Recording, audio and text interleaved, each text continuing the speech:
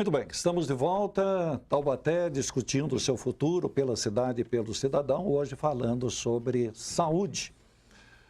Doutora, estamos de volta, doutora Paula Vilhena Carnevale Viana. Nós estamos de volta, me chamou a atenção, no decorrer do programa, algumas observações, informações importantes. Eu gostaria que a senhora explicasse com mais detalhes sobre o assunto. A senhora falou sobre um número de pronto atendimento, de postos de saúde, de locais de atendimento. A senhora fala, pelo menos é esse o meu entendimento, desculpe se eu estiver errado, mas a senhora prefere um número menor de locais de atendimento, mais equipados, com mais eficiência de atendimento. Mais profissionais. Com mais profissionais no atendimento do que simplesmente prédios de atendimento, né, mas quase que burocráticos, né, pelo atendimento carente em virtude de profissionais e de equipamento. Então, a senhora acha que Taubaté está no caminho errado de ficar abrindo posto de saúde? Um número menor de postos de saúde com melhor atendimento é adequado?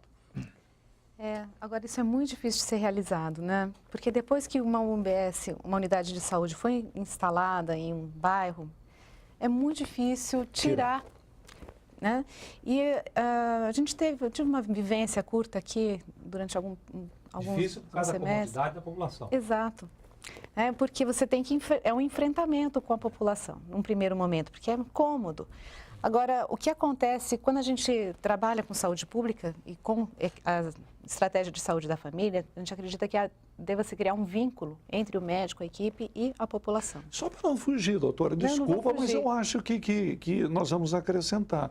Não tirar o posto de saúde, mas que se tenha a visão de não aumentar esse número. Sim, isso sim. E aquilo, o dinheiro que foi investido, no caso, para aumentar essa rede de atendimento, que seja para melhorar o atendimento dos 50 que hoje existem. Seria isso. Sim, e é uma discussão, então, mas era dentro do mesmo assunto. O que acontece? Uma pessoa, por exemplo, que vai a um posto, às vezes ela tem, sei lá, 3 ou 4 postos dentro de um raio muito próximo da sua residência. Então, ele vai aqui, aí ele vai no outro posto no outro dia, ele vai no outro. E eu não consigo criar o vínculo e cuidar dessa pessoa, né? Compreendo. Então, essa é uma dificuldade de gestão também. Então, eu acho mesmo que novas unidades de saúde deveriam ser muito estudadas. É de fato necessário, né? Porque às vezes é muito... trabalhar com planejamento espacial, tantas ferramentas hoje, é muito simples, né? Pegar o endereço das UBSs, pôr num Google Maps, a gente olha, tem um mapa delas desenhadas com raios... ferramentas de geoprocessamento, georreferenciamento, tem muita tecnologia hoje para ser usada para se planejar a rede como um todo e aí melhorar a alocação do recurso, fazer isso de uma maneira mais eficiente. Luiz. Pedro, o Taubaté carrega na tinta algumas coisas, né?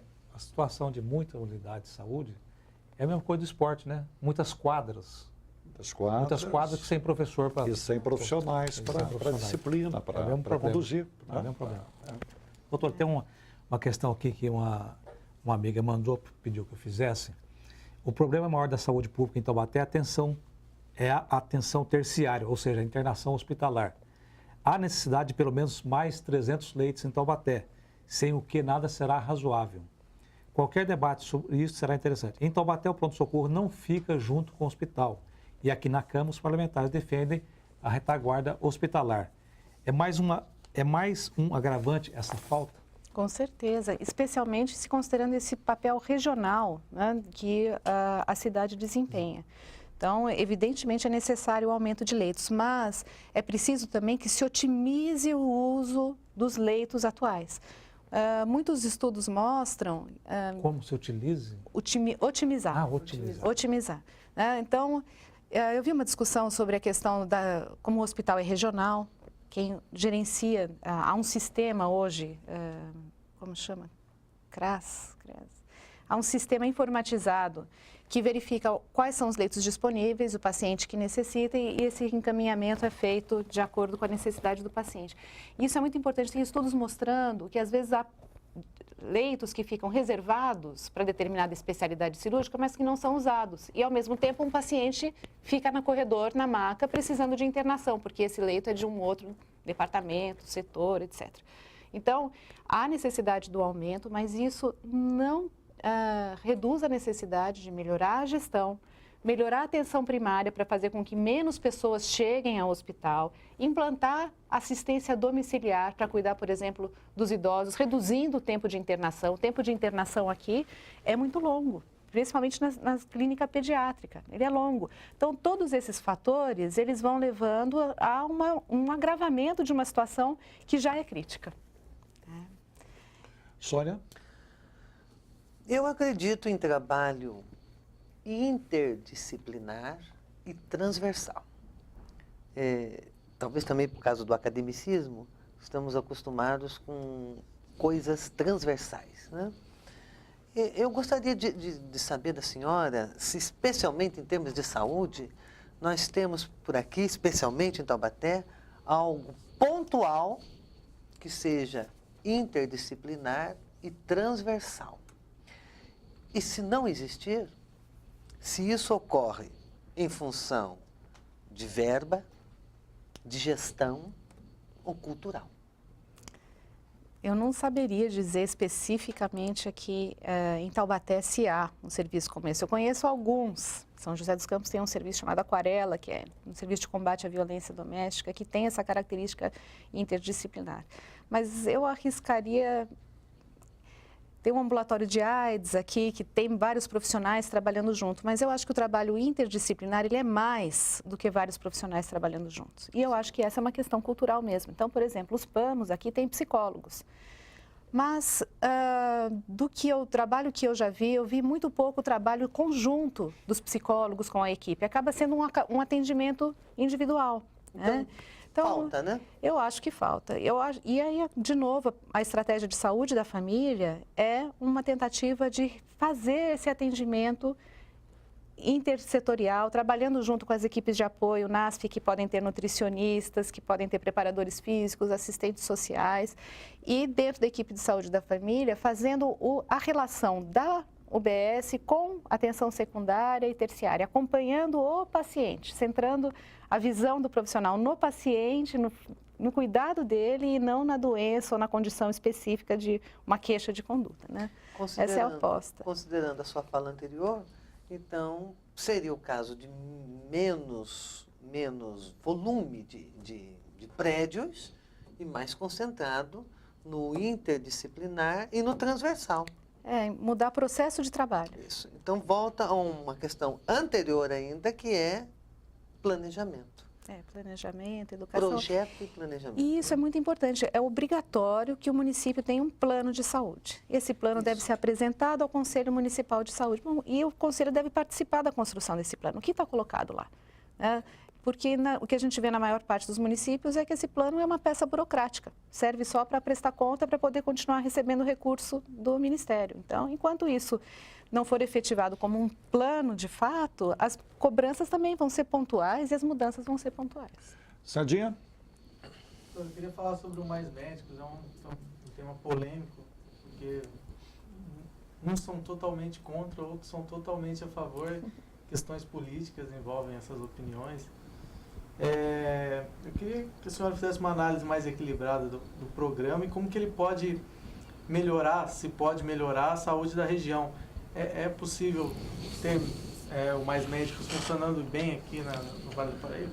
Doutora, jornalista tem mania de ser especialista em assuntos gerais, né? Especialista em assuntos gerais. Vou dar uma opinião. Eu acho esse programa interessante, muito, muito positivo, né? Só que hoje, exatamente hoje, numa emissora local, concorrente aqui da nossa difusora, havia um problema num bairro aí, que o médico não estava entendendo muito o que o paciente estava querendo dizer, não entendia muito a nossa língua, a questão idiomática. De novo, essa é um tema que suscita paixões, né, dos dois lados. Na verdade, era preciso que fosse feito algo em relação à formação e à fixação de profissionais, especialmente em áreas mais vulneráveis, né? Há mais de 10 anos, a Ana Maria Machado, que é uma pesquisadora da Escola Nacional de Saúde Pública, fez uma pesquisa mostrando que haveria um problema com o provimento dos médicos no Brasil. Por quê? Porque os estudantes de medicina, eles vinham de classe média alta, grandes centros urbanos, em geral filho de pais com profissões autônomas e que tinham como objetivo buscar uma carreira em que eles pudessem ter uma ascensão econômica e financeira. E quando se via a diversidade do Brasil e a necessidade de médicos que não se encaixam nesse perfil. Então, essa é uma questão que já é bastante antiga. Há hoje uma situação dos médicos que é uma situação de pleno emprego.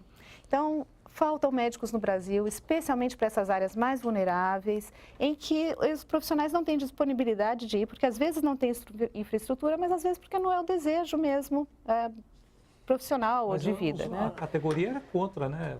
A categoria é contra. Mas também não quer suprir a lacuna. Exato. E aí ficou uma coisa muito ruim, que é essa tensão criada, não é? Entre a categoria médica e o Ministério da Saúde. Taubaté tem uma faculdade de medicina, né? Taubaté precisa dos médicos de Cuba. Pior é que precisa. Agora, desde que saiba português. Agora, essa é uma situação para curto prazo, porque ela não pode se sustentar, né? Diversos países, como você sabe, Médicos Sem Fronteira, né? Diversos países têm essa dificuldade. No Canadá, por exemplo, há uma dificuldade de provimento de médicos para regiões mais frias, para o norte do Canadá. Tanto que qualquer médico, quando vai para o Canadá, ele primeiro passa um tempo na região norte. Qualquer médico, quando se forma, primeiro ele vai para as regiões que são mais difíceis de fixação de profissionais. Nos escolares para aprender o português, então. Agora, com respeito a não fugir, inclusive, disso, mas fala-se muito em humanização. Nós temos muita reclamação, porque nós fazemos também um programa de rádio de atendimento ao ouvinte de mau atendimento, da falta de atenção do médico na hora do atendimento. Isso realmente acontece hoje, o médico ele tem pressa para vamos dizer, sair de cena, para fazer a fila diminuir? Eu vou juntar essa pergunta sua com a anterior. Doutor, nesse caso que eu falei agora há pouco, Pedro, no São Gonçalo, e parece que lá a enfermeira, ela está fazendo uma triagem lá e está dispensando a pessoa, não chega nem ao médico que é cubano. Porque ele não vai compreender. E não vai compreender. E outra, tem um aspecto interessante para a senhora analisar esse conjunto, né? Taubaté reclama também a logística de atendimento, né? Hoje o cidadão que sempre foi tratado por um médico, né? E esse médico hoje dele, que o cuidou durante anos do seu problema de saúde, ele está num outro posto médico e ele não pode mais ir nesse médico. Ele tem que ser atendido pelo médico que está perto da casa dele. É muita reclamação nesse sentido. Como é que a senhora analisa Vamos tentar juntar tudo isso. Junta tudo isso, vamos Então, há essa reclamação, às vezes, da incompreensão, mas eu tenho escutado nas pesquisas que nós temos feito outras coisas. Então, por exemplo, já mais de uma agente comunitária chegou para mim e falou assim, nossa, esse médico é tão diferente, ele conversa comigo. Nossa, esse médico me compreende, né? Me pergunta como eu estou. Nossa, esse médico me perguntou do paciente tal, que eu vou na casa para ver. Então, há uma forma diferente desses médicos atuarem, não só com o paciente, mas também dentro da própria equipe. E o programa, a Lei dos Mais Médicos, ela prevê mudanças na formação dos médicos, porque, de fato, os médicos hoje são muito frustrados. E eu tenho cá comigo que isso tem muito a ver com como nós somos formados. Então, até atualmente, na maior parte das universidades, o médico é formado dentro do hospital, no hospital universitário, em que ele vê pacientes graves, casos raros. Isso não tem muito a ver com a prática profissional do médico, que é no consultório. E ele vai ver pessoas que têm problemas relacionados à vida, queixas difusas, né? Isso vai dando uma frustração. Por quê? Porque para muitos médicos essa não é uma pessoa doente, é o que precisa de médico. Quem precisa do médico é aquele que está grave, precisa ser internado, que são a minoria da população. Então, o programa A Lei Mais Médicos, ela prevê uma mudança na formação profissional. Tanto que os currículos hoje, eles são diferentes. A universidade não precisa de um hospital universitário, mas ela precisa fazer uma parceria com a rede de saúde e o aluno, ele deve estar na rede desde o primeiro ano. Ele começa como um agente comunitário, conhecendo onde a pessoa vive, onde ela trabalha, o que ela sente. Ele vai atendendo essa pessoa. Ele passa por ambulatórios de simulação, em que ele atende atores, atores que fingem que são pacientes hipocondríacos, pacientes nervosos, pacientes que leram na internet e sabem tudo o que eles têm. Então, eles vão aprendendo estratégias de lidar com as pessoas. E a aposta é que essa formação forme, essas diretrizes curriculares formem médicos com uma outra visão. Não profissionais da biologia com um olhar para o humano, mas profissionais das ciências humanas com uma compreensão do biológico. Doutora, muito obrigado pela participação. Doutora Paula Vilhena Carnevale Viana, um prazer contar com a senhora aqui neste encontro aqui, onde a gente está debatendo o futuro da saúde também aqui na nossa cidade. Muito obrigado pela presença. Eu que agradeço, muito obrigada. Um prazer estar aqui conversando com vocês. Agradeço ao Luiz Carlos Batista, também a Sônia Maria Pereira Ribeiro, João Paulo Sardinha pela presença aqui prestigiosa na nossa mesa de debates. O segundo tema, estaremos de volta amanhã, às 11 horas da manhã, discutindo sempre a cidade, pela cidade e pelo cidadão. Uma boa tarde a todos.